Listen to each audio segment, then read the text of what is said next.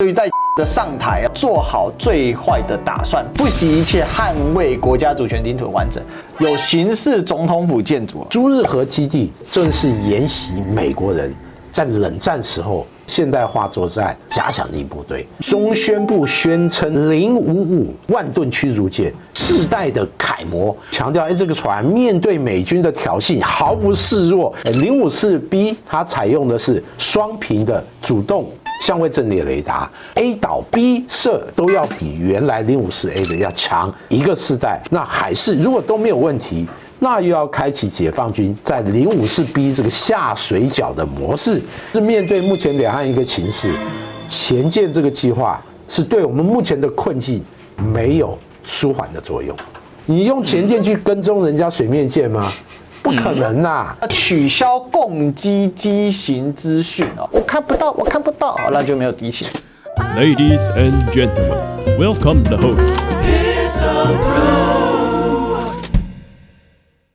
欢迎收看今天的户来座谈，我是主持人历史哥李一修。我们今天继续讲我们的专家讲堂啊。我们知道赖清德当选之后呢，整个两岸的情势似乎有一些变化啊。那之前我们有谈过这个两岸外交的一些问题啊，比如说诺鲁共和国哈，这个就宣布中华民国断交，跟中华人民共和国建交。另外呢，我们也看到可能还会有邦交国不稳的状况，比如像图瓦鲁等等的。那这些因素之下呢，更重要的是两岸的军事紧张啊，并没有得到任何的缓解啊。那我们也可以看到呢，这个共军还是非常积极的在布建啊，包括有新的船舰又下水了。另外，我们也可以看到呢，关于这个对应关系啊，美国也在增强它的军事的准备啊。可是我们看到台湾的状况啊，首先呢，我们似乎大家都知道啊，这个最常观察就是航机图嘛，每次共机到了哪里？最近竟然是改版了，但事实上是不是取消了？到底是怎么一回事呢？另外也有就是号称这个台湾呢要扼守台湾海峡，扼控这个航母啊，对岸航母的这样的一个战力啊，我们的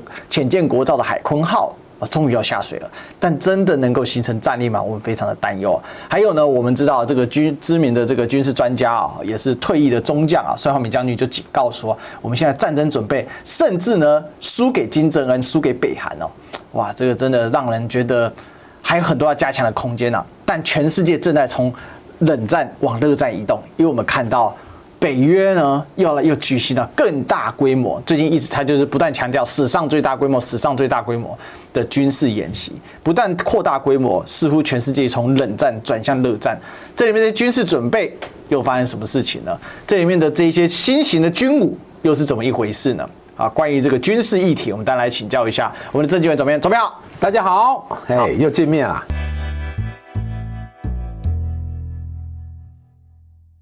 共军的少将哈，就这位叫做罗源哦。这个罗源呢，他呢就讲到说，台湾问题要做最坏打算哦，大陆绝不手软。其实他在回应什么？他就在回应，因为我们新一任的赖清德准总统哦，他事实上是台独的金孙嘛。那我们都知道台独就事实上可能会引起打仗啊，所以他就回答了这个问题啊。大陆对台湾问题做最坏打算啊，中国人不打中国人，那是对同胞释放善意。如果你不认为你是中国人，又霸占我们中国的领土台湾，那我绝对要收复台湾。如果你只要抵抗，我必须付出代价。讲白了，什么样的攻击呢？就是军事的准备，就是说从最坏处着眼，争取最好的结果。最好处是什么状况呢？比如现在台湾有一个可能宣布独立，讲白了就讲赖清德了哈。那可以看得出来，对岸的这个神经是绷紧的啊。另外呢，台湾的问题如果长期拖下去，拖而不决也是不能接受。第三，对外部势力干涉啊，其实就美国啦哈，一些域外国家不断挑战我们的中国的底线啊，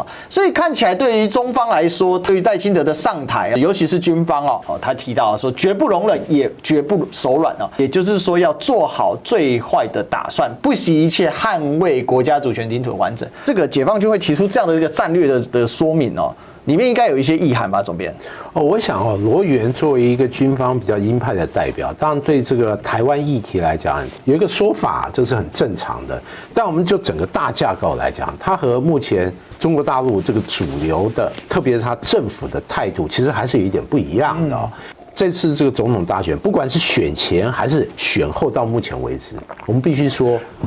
那大陆方面反应其实相对要谨慎，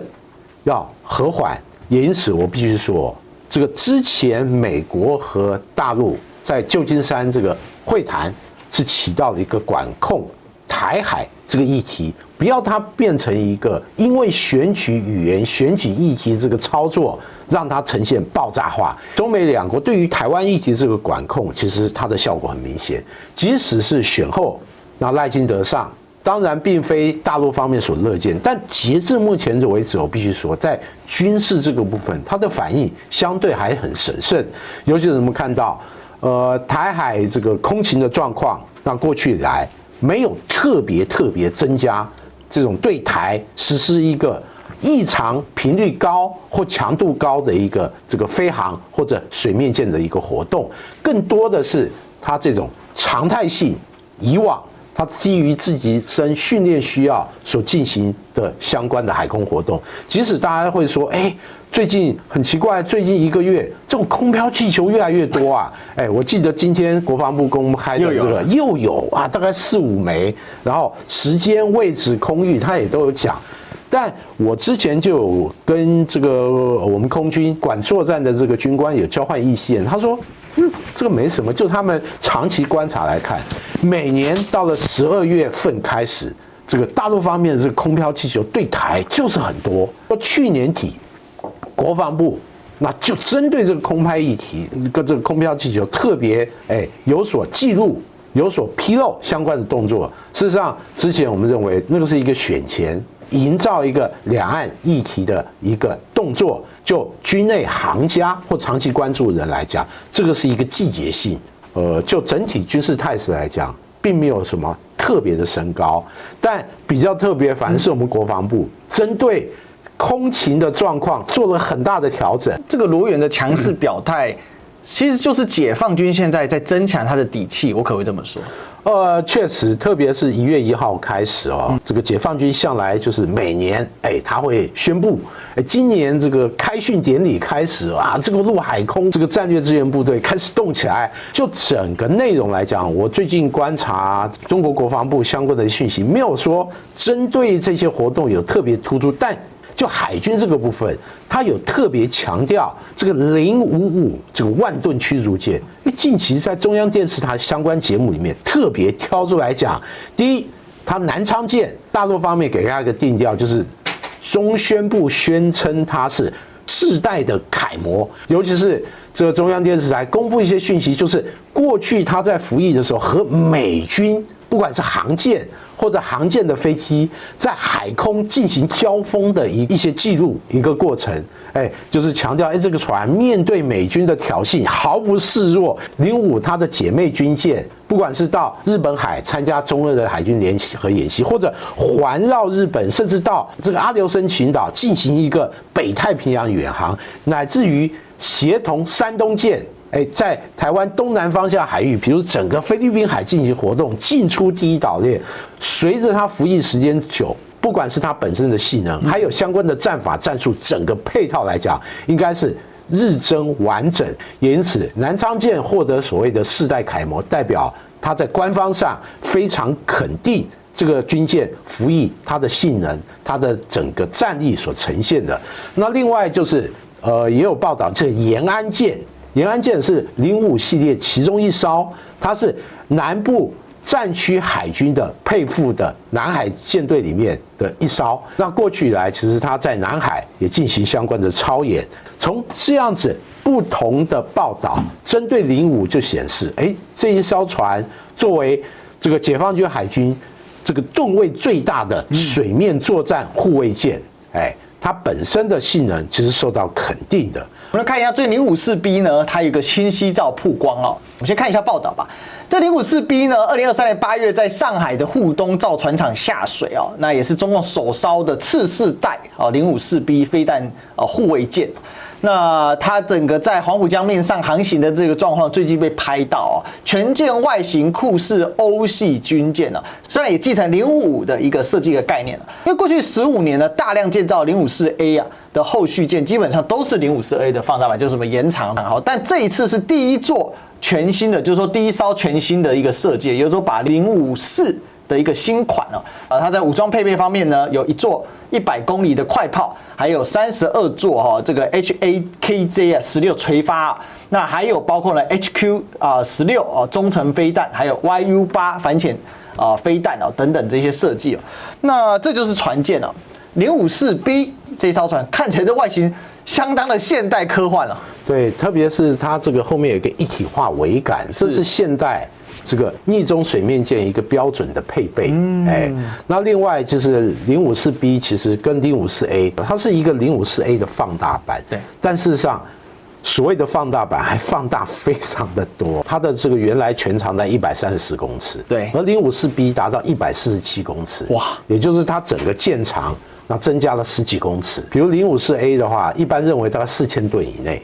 但054B 按照目前大部分资料都讲，它超过6000吨，也就是增加了2000吨这样吨位。它是全柴油机来推进。那第二个，它的这个垂发都是32连装，这个海红旗16。当然除了这个海红旗以外，它还可以配备像反潜这个鱼雷。那另外比较不一样就是它的主炮的口径是100公里，而054A 是76公里。哇，大小差很多对，但是我觉得精进最多就是上面的一些感测器、雷达。054B 它采用的是双频的主动相位阵列雷达，而054A 它采用是双面阵这种机械扫描式的。那有什么好处呢？这种主动式阵列雷达，它的工作模式、抗干扰能力、综合性能解析度来讲，都要比原来054A 的要强1个世代或者1.5个世代以上，就是吨位更大，它远洋的操作能力、作战能力更好。全舰的设计更为简洁，而且它采用一体化的桅杆，这些都是属于典型逆中军舰的一个外形的设计。第二桅管下的侧旋出风口都进行了逆中遮盖，它有盖子对，那我就想到那个朱瓦特号，我们也聊过那一条船那可是朱瓦特号后来被证明是失败的，对，但这个新型的这个船舰的逆中的逻辑跟朱瓦特好像有一些不一样的，完全不一样。像朱瓦特，它是把很多美国海军的认为所谓的黑科技全部集中在一起，因此它本身面临比较高的第一个成本高，因为都是新的科技、新的设计，而所谓的技术风险也特别高，包括双频雷达，还有它整个这个火炮，它采用了所谓的导引式炮弹，它最重要就是它采用全电推动系统。那我们知道，讲到电，这是一个很麻烦的，对美国海军来讲到电的东西，它也非常的头痛。因此，它之前朱瓦特曾经发生过全电推进系统故障，然后由拖船要拖回母港进行检修，就是一个很典型的忽略了它技术上诸多挑战，还有它的可靠度不佳所衍生一些问题。而054B 我必须说，它整体设计来讲，它是一个相对比较传统的设计，而且它很多是在既有的基础上进行新设计、新设备加入以后诞生的一个新船，因此它本身是兼具了技术的可靠度、技术的创新，两者之间做相对比较好的平衡。054B 是同时有2个造船厂建造，一个是上海的沪东造船厂，比如说第一艘是2023年8月下水，这艘船现在已经知道它的名字叫罗河号，对，3点水一个类。那第二艘叫做青州号，是由黄埔文冲造船厂建造，因此这两个造船厂这个建造的第一艘原型舰，那海事如果都没有问题，那又要开启解放军在054B 这个下水饺的模式，因此未来几年可能会呈现类似054A 当时一年好几艘下水或者服役这样的一个盛况。美国我们知道，虽然它的新船舰一直更新的很慢，但是它积累的旧有的船舰或既有封存的船舰，其实数量是非常庞大的。所以对于解放军来讲，其实第一波攻击已经不是什么问题了，而是我后续能不能补上，所以他必须要补上这个断差，是这样的思考逻辑。就大陆方面常有一个说法，就是我需要补课的地方太多，因为旧有的这个base，水平过低，不像美国海军，那过去都是世界的首强海军，对，兵强马壮，资源丰富，然后船舰规模又大。当然这几年因为它造船业本身去工业化，对，造船的能力下滑，更重要就是修船维保税修的能力也大幅下滑。那刚才提到054B 的前型就054A真长得很不一样我们对照一下大家看一下，这个是054B，对，那这个是054A，而且明显船就是比较小哦。是。那054A 目前的整个状况是怎么样？它可以符合目前解放军就是假设台海发生冲突的时候，它会怎么应用？其实这个054A 就解放军过去这个10几年的使用经验，那可以达到它原先的设计指标，完全没有问题。亚丁湾护航任务今年已经第45批，是054A 都是其中扮演一个很重要。像做苦工的角色，那搭配驱逐舰，搭配一艘远洋补给舰，054A 都是办护那特遣编队的一艘必备的军舰。因此就它传统的海上作战或者办护航空母舰作为护卫舰的任务，甚至说中俄联合军演在日本海之外，还多次北航到。像阿留申群岛、北太平洋，那054A 在整个过程里面，我们目前还没看到说重大故障或重大瑕疵。这个船除了解放军海军使用以外，我们还注意到这个海巡它的海警队其实也接收了。这一艘不是军舰，这艘是军舰，但它目前已经有一些海警局接收解放军海军那退下来的，或者利用054A 的基础。那研制的这个所谓的海警的专属执法船，所以054A 它的这个设计，除了供应解放军海军用以外，中国海警局下辖的海巡舰，那也有使用054A 这样的一个设计，在综合运用来讲，是运用范畴还比较大的军舰。那另外，它的这个设计后来也外销到巴基斯坦，巴基斯坦的这个型号叫054AP。所以 P 就是 Pakistan， 那作为巴基斯坦海军一个现代化中间的核心的水面作战舰。那另外刚才也提到说054A 其实也有一部分参考055一体式桅杆，我看到了，但我看懂了，一体式桅杆。那怎么来看055现在的这个功能性，然后还有跟054A 或者未来的054B 如何来搭配？就0555来讲是这个解放军海军水面作舰这个设计。它一个很重要的里程碑。那第一个，它吨位超过10000吨，这个船一看就知道很大，对，很大。那以往这个052这个 D 或者 DM、DL， 它不管怎么样，它都大概8000吨以内。那055是第一艘。那超过10000吨，因此解放军海军是称之为驱逐舰，但就美国海军的分类来讲，已经把它列为所谓巡洋舰的等级。那普遍认为它所谓的10000吨驱逐舰，它的这个满载排水量大概12500吨。那当然船大了，它上面5倍一定就强啊。这个垂发数量达到112具，哇，里面可以搭载像海红旗9中远程的。对空的防空飞弹，那另外也可以发射像这个火箭推进式的鱼雷，更重要还可以配备像鹰击18这个远程的这个反舰巡弋飞弹。此外，最近还有一个说法，它可以搭载所谓的鹰击21陆基的反舰弹道飞弹修改的海基版，对于1000公里以外的敌方的重要船舰，尤其是航空舰，进行一个远端攻击。或许有人会问，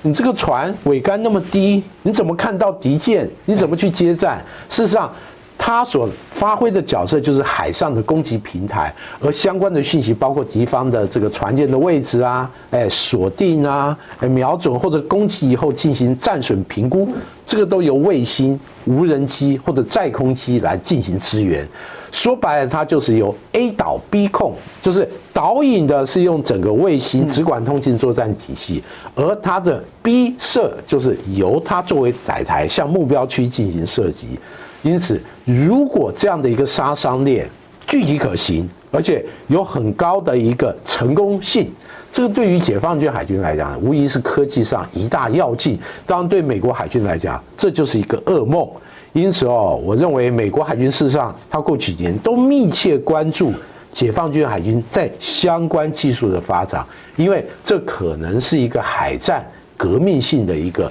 作战的技术和概念。那事实上，它就是一种讯息化整合。是。过去我们只有数字化整合嘛，那现在已经到了讯息化整合，你就可以充分的发挥 A 导 B 控啊。对，特别是我们大家注意到这几年中国大陆在太空科技的发展其实非常非常快，对，包括它的太空站啊，然后探测月球，甚至还可以跟欧洲合作，然后让我们紧邻大陆。对 ，missile 还是 satellite？ 是，当然这是大家所看到民用的部分，但是你看不到就是各种遥测卫星，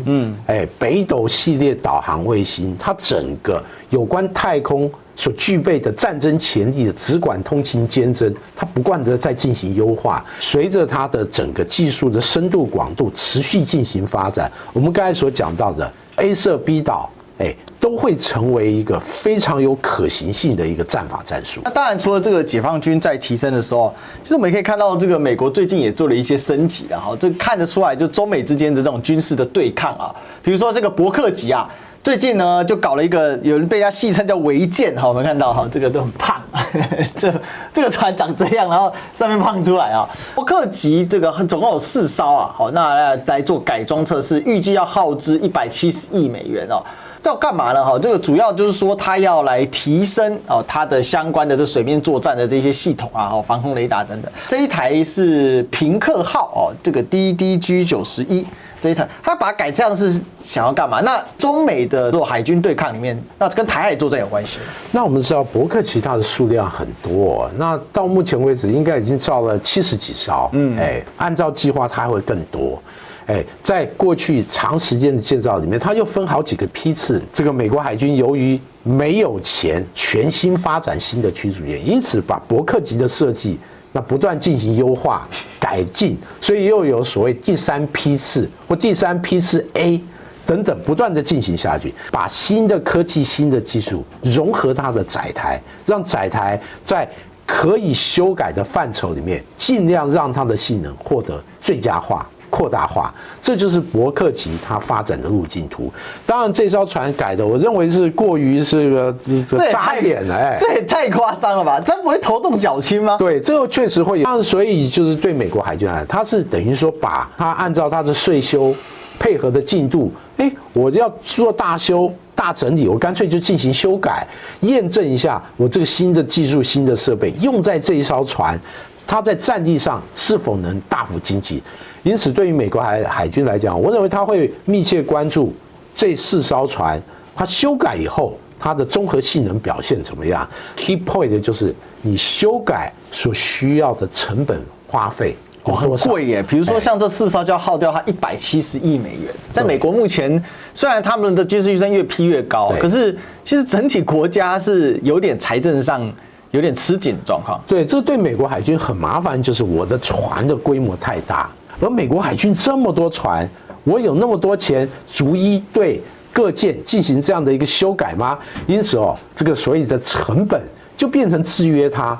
这种计划它会推展到什么地步？一个很大的一个问题所在。为什么不发展新的载台？比如中国，它现在载台就发展得很快。我有055，我有054A，我就发展054B啊。这是05，也有人说有05B嘛，就不断的在往前在推进。其实对美国来讲，它当然有能力开发新的载台，对。但我们都知道，开发新的载台你需要额外更多的钱。与一艘完全新设计的船，它成本还是会差很多。第二个就是对于美国来讲，我如果要造新的船，我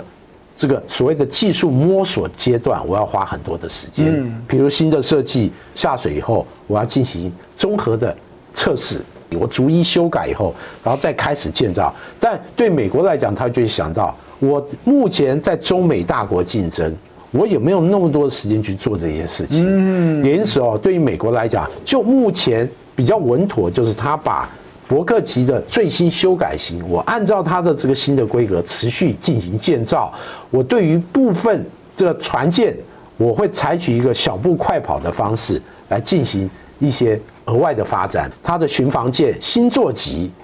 就是一个全新的设计。但你看看新座级从计划宣称到目前第1艘，它还是等了好几年的时间。这个船什么时候能大量建造出来下水而且服役？我觉得还有的等。我记得我跟总妹聊过一件事，就是那时候他们为了搞新船嘛，对，就干脆跑去抄这个解放军的船型、船购。我们还记得聊过这个。对，中美的高强度竞争确实给中国压力很大，其实也反向也给了美军很大的压力大。而且美军现在全球开战啊，而且大家还记得第7舰队大概前几年常常撞船。常常有什么意外事故，这就是让美国人就是自己好好这反思一下，发现哦，这主要它水面舰数量不够，造成各舰就是超时工作。其实我觉得对岸攻台最显著的一个状况就是朱日和基地哦。那这个是我们当时那个新闻报道把它调了出来啊，搞错了 ，Google 朱日和竟出现总统府啊，这有点搞笑了啊。但是在这个搞笑的里面，你看到他说亚洲最大陆战训练基地有形似总统府建筑，来给大家看一下，就是这个朱日和基地啊。那这是2015年朱日和 B 的演习，这张图已经在网络上流传很久了。但随着最近所谓的攻台的这种形势，军方的准备在增强。尽管我们刚才有说到，在军情方面并没有变紧，但是在整个准备的实质方面，解放军是越加的下功夫。这个是朱日和的空照，你可以看到超大，这到处这个都是它的这个演训的各种的这个就是道路啊等等的。这是朱日和的位置，因为它就在朱日和镇的旁边啊，在内蒙古朱日和镇旁边，所以因此而得名啊，叫朱日和基地啊。哦，必须说哦，这个朱日和这个基地是这个解放军现代化，特别是训练现代化一个重要的一个基地，特别是对于像它体量那么大的一个部队来讲。高实战化的一个模拟训练，就变成一个必须要解决的一个问题。而朱日和正是沿袭美国人在冷战时候，当时有所谓假想敌部队，就是红军部队，美军扮演蓝军嘛。而这个红军哦，它很特别。他运用的战法战术都是你假想敌的战法战术哦，比如说美国那时候在这个陆军这个合成训练中心，那不就是我们的假敌连？对，那时候他就是用苏联的战法战术。另外他的装备有的就是用苏联，他从很多国家获得苏联装备，或者把美军的一些战甲车辆，把它改装成看起来有苏联战甲车辆外形的一些特征的装备，在装备上。都尽量模拟的假想敌，因此这样对抗起来就会对你自身起到一个很大训练作用。而朱日和基地其实它就是按照美军这种现代化作战所做的一个复刻版，因此它朱日和里面有一个所谓的蓝军假想敌部队，它是一个蓝军的训练旅，每年都会有一些红军部队要下这个基地。与蓝军进行一个所谓的对抗，红蓝对抗。而且朱日和这个基地，不要让大家以为，蓝军都是当肉靶子，那红军下去，红军已经战无不胜啊。就像国军之前每次什么演习，最后的一个场景一定是蓝军占领红军阵地，摇摇这个国旗啊，我们胜利啦，把红军整个打垮。而朱日和前几年经常看到就是红军被打得落花流水，大陆的媒体有讲，大家非常痛恨这个蓝军那个训练旅的旅长啊，要大家扬言我们在对抗里面要活捉这个对方的这个旅长，这个所谓的合成训练基地，还有他的一个训练上，确实在所谓背靠背没有预案这种对抗里面，那对他红军的训练战力的磨练来讲。能够达到一个比较好的水平，不只是战法战术的一个磨练，他对于对手，他会进行一些地形地物特别重要特征的建筑物做一个模拟的一个复刻，让受训部队在整个对抗里面能够针对性的进行训练。比如总统府，我们最想讲到就是，他会不会针对我们总统府进行一个特种作战？像这样的一个设计，就会对他训练上来讲达到一个很好的一个水平。我们国军后来在台北市宪兵里面有所谓快反连，就针对解放军可能对于我们台北，包括总统府、衡山指挥所这种突击演练，我们做一个反制，这就是双方矛与盾一个竞争，一个很经典的一个案例。就我们台湾叫假敌连嘛，但其实假敌连现在装饰品，因为我们下去基地部队说，那假敌连根本没什么人，都在打扫。对，但是人家是玩真的哦。我想这作战准备真的是非常的重要啦。那为什么呢？因为事实上选后共军事实上就所谓的加大对台的一个扰台啊，当然这是媒体报道。但特别我为大家介绍一下，讲到这个共建5艘哦 ，OK， 大家我有特别注意，12月的时候。共建的这个扰台的次数，其实艘数比5艘多了，基本都所以选前反而压力更大。对，特别是12月上旬到中旬的时候，每天大概保持7艘以上，最多的时候曾经11、12艘，也因此那个时候它的训练强度比现在还强。其实这也不令人意外啊，特别是整个台湾周边的海域，像12月、1月的时候，东北季风强，对，海上的浪很大，因此对于船舰的活动来讲，在训练确实不利。因此近期我们大家知道，冷风一波接一波，海上的状况其实不好的。因此它海军船舰的活动，呈现一个比较低频率。我认为天候是一个重要的影响。所以倒不是说这个它降低了强度，而是因为海象问题。是那我比较好奇的是这一点啊，就是说明明就是整个敌情并没有缓解嘛，可是我们的图片的敌情缓解了。对，改得很简易。这个就跟以前我们看的长得完全不一样啊！我们以前用过好几次，大家还记得航机图这一些的嘛？那可是现在它就是这样子，比如说空飘气球、消失处、侦获处高度多少，然后呢给你这样写得很小啊。比如说我们看一下侦获晋江等这歼10等主辅战机13架次。等一下，你说晋江，那晋江是在这里没有错啊。那它飞去哪里才是重点呢？这为什么不公布呢？那国防部的说法是说了，没有啦，我们呢改版啊我们现在会增加起飞基地跟对台距离啊。可是呢只有文字叙述，至于对于台海中线以西的共机呢，空军新增的起飞基地啊，那就像刚才我们提到以这一天为例啊，就是10个主辅架次。另外呢，取消共机机型资讯哦。这是在干嘛？越看越不懂哦。那公布的图资呢？这个包括你看，中共图上海有侦获歼10哦，现在连这个都要消失，所以这一张是绝版的，各位同学，这张绝版了。为什么？因为后面你就只剩下共机几架，连它是什么都不知道。对，这不掩耳盗铃吗？我越看我觉得有点不开心呢，因为你这越不告诉老百姓发生什么事情，那越凸显在选举期间我们发现。所以 missile 跟 satellite 的这个笑话嘛，然后真正该警报的，你给老百姓知道的，你完全不给啊。其实这样的一个图，我必须说，不只是彩色变黑白，更重要就是里面信息大幅的减少。是，那以往那它会公布很完整，像这个进入我们防空识别区或台海中线，它相关的机型，还有它的航向，等等，这个我必须说。以往，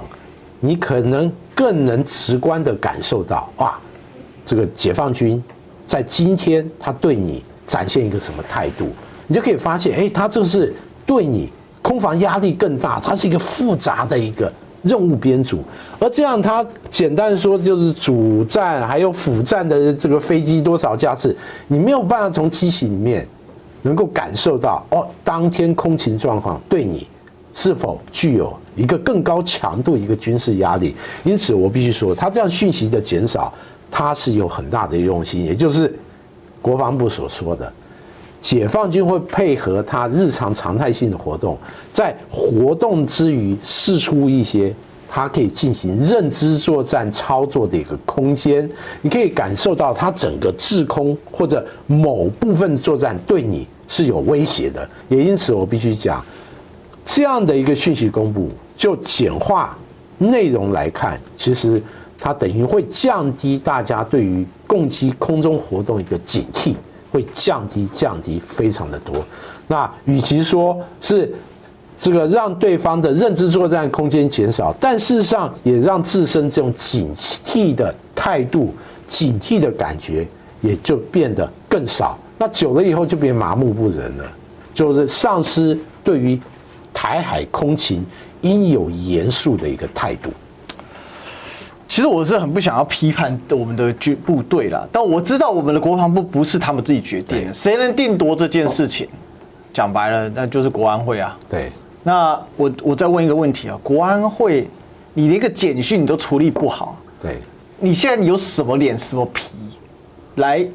阻绝台湾老百姓，来阻绝人民认知的权利？人家之前这个裴洛西来台湾访问，解放军发射飞弹，你故意不公布。然后选前的时候，人家发射是卫星，然后你故意公布成飞弹，这整个操作是两个这个非常极端。同样的用心就是他要操作讯息，给大家不同的感受，这是政府一个不变的一个用心。与其说中国认知作战、中共认知作战，其实认知作战的好像是我们的对，一体两面。是啊，好，那我们也可以看到一些军事将领，包括帅焕明将军哦，忧心忡忡啦。他说啊，我们的军事作战准备真的是不如北韩，这是一系列的，你降低老百姓的感知。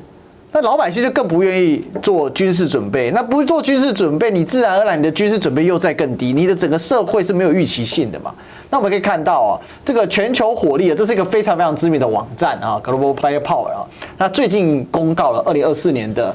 军力排名啊。那帅焕明将军就是讲到说，跟越南哦、韩国有现役军队相比哦，连北韩都超过台湾了啊。那北韩、南海现役军力都比你很多啊，你的备战程度比我们还高啊。那我们就直接来看吧，这就是他现在的世界5强军事啊，美国、俄国、中国、印度、南韩。那另外还有讲说，这个在崛起中的军事强权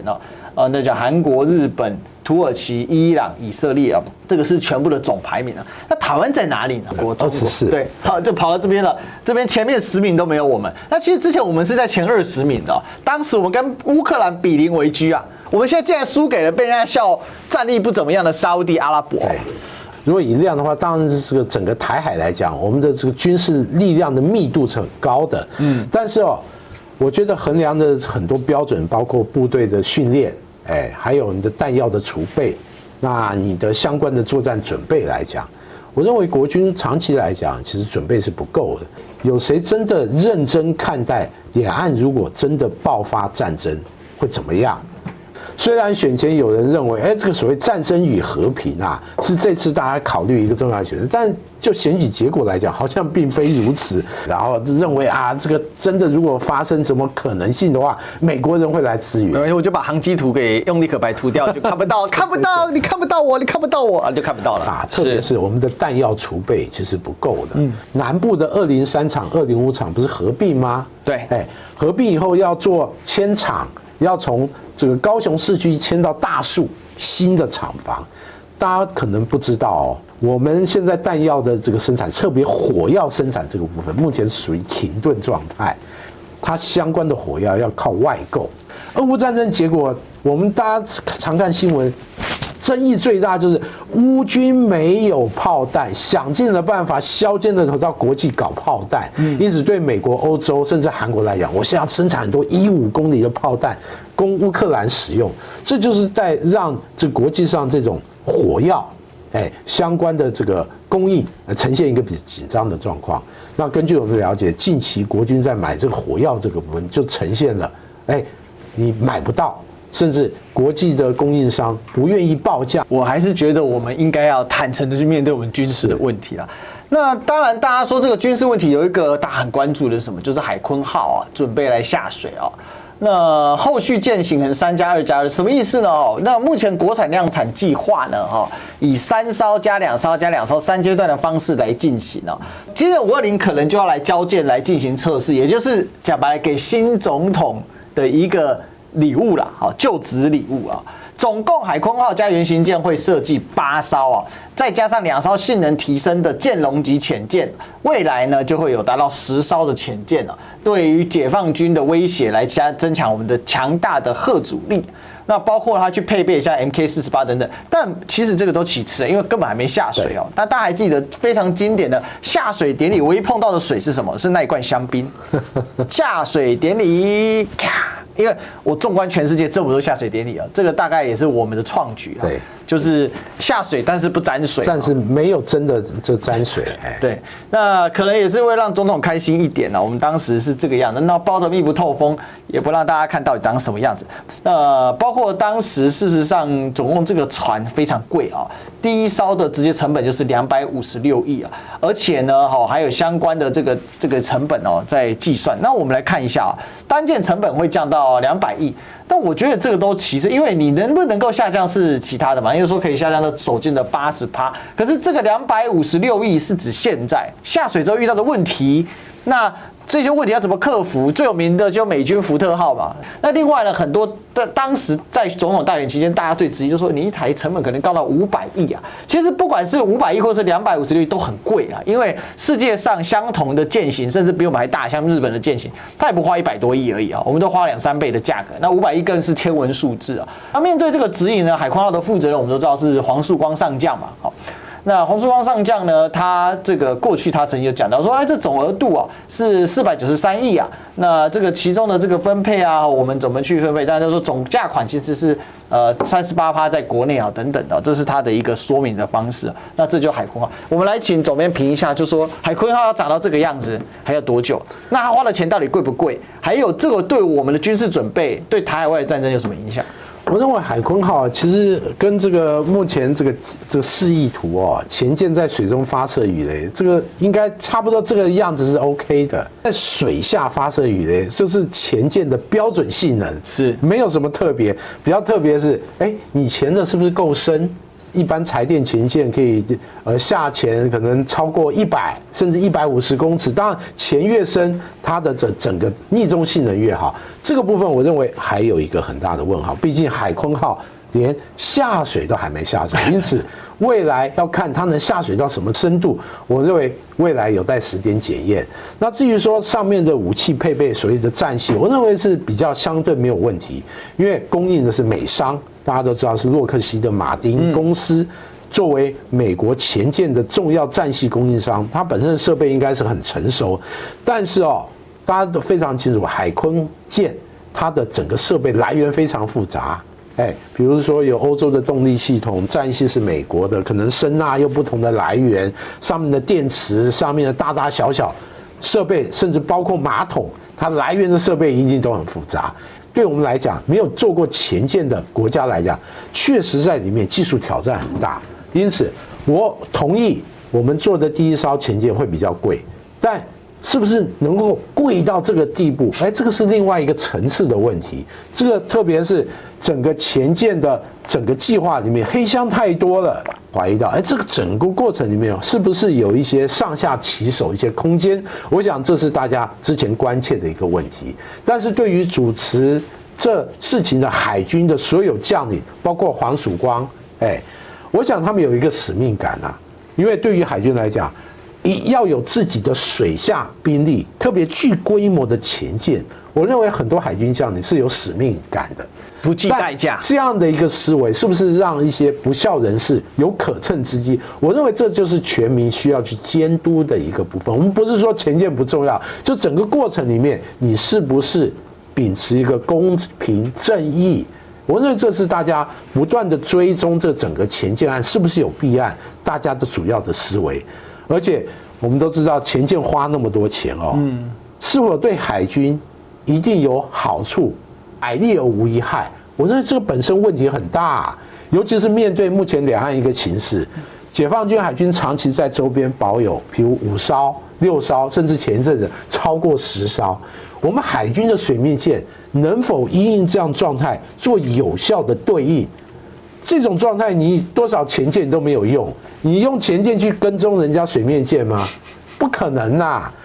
因此，这就反映到，搞不好跟踪到一半发现，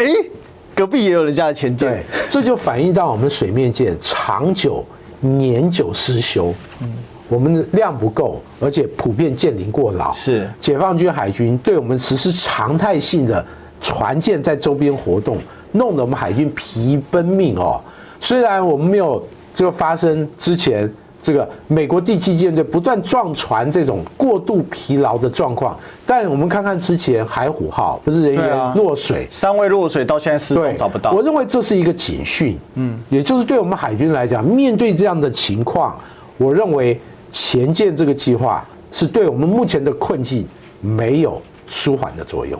它事实上还有预算排挤的状况了，确实。所以我自己在看，就是说，不管任何的军事计划，还是要回到那一句老话嘛，大家最喜欢讲的务实、理性、科学嘛。那科学来看，就是说你的设备的研发啊，这些东西，它都是科技啊。那这些科技跟你的这个所谓台湾是科技岛，它是不是能够对应得上？但我觉得比较可惜，就是前舰这个案子虽然是一个军事投资，一个纯军事议题，但过去这个以来，和选举挂钩的过程，已经变成一个政治议题。是我认为这个事情整个本质现在已经发生很重大的一个改变和扭曲，对于我们这个建军这个未来来讲，我认为这绝非好事。这个就可以回顾，比如说浅见国造、庆夫案，一旦它变成弊案，这个就完蛋了。是，但这个案子就胎死腹中。对，所以其实大家为什么对这个案子关注，就是因为有庆夫案在前，浅见那个所谓的国建国造，那现在已经完蛋了。根本没人敢再提嘛，所以其实我们在看军事，还是回归到很基本的治理问题，这也是一个基本的，还有务实的面对敌情问题，不是立刻把拿起来涂一涂，看不到，我看不到，我看不到，那就没有敌情。确实，这是大家说。那当然，最后我们还是讲一下，我们开始的时候我们提到嘛，现在其实从冷战往热战在跑啊。开播前跟总编在聊，不断的在最高，每年都是最大规模，还真的越大。好，这大家非常紧张。为什么呢？其实道理就一个，因为正在开打嘛。那现在到底要打几年也不知道。之前还说会第3次世界大战。是啊，那普丁是越打越顺手啊。那如果说北约不放弃，北约现在甚至在反映说害怕俄罗斯入侵嘛。那我们也看到。这个以巴打的是越打越规模越扩大，现在还有什么伊朗跑去后拉巴勒斯坦，然后红海危机啊，也门也参进来啦。那今天又新的一个消息，以色列跑去炸叙利亚，跑去炸这个伊朗的军官啊。最近北韩也是跃跃欲试嘛，这个问题越严重，他是直接定性，就是说你韩国就是敌对国家，我跟你不同民族了，没有8000万民主这事，我们3000万是我们，你们5000万是你们，我就是要干你。像这样的一个状况，其实都让我们在警惕一件事，就是说战争真的离我们很近啊。那我觉得我这边也是呼吁一下，就是说政府不要掩耳盗铃啊。为什么每隔一段时间我们就定期跟大家介绍一些解放军新式的武器武装？你看真介绍不完可是这些武器在将来都会变我们的直面嘛，而我们不直面问题，不解决问题，而去处理提出问题的人、提出看法的人。我想这个是一个国家将崩之前的一个最大的风险套一句我之前讲的故事嘛，隋灭陈之战，陈后主到最后干脆不看了。这就是一个麻痹政策，它发挥一个巨大的效果。当然，我们希望两岸永远不要战争，当然也希望永远和平。那这个是政治要解决的问题，那军事层面上要警惕，但是政治层面上要和缓，那需要拿出智慧。但是因为我们最新的领导人确实他有他的坚持。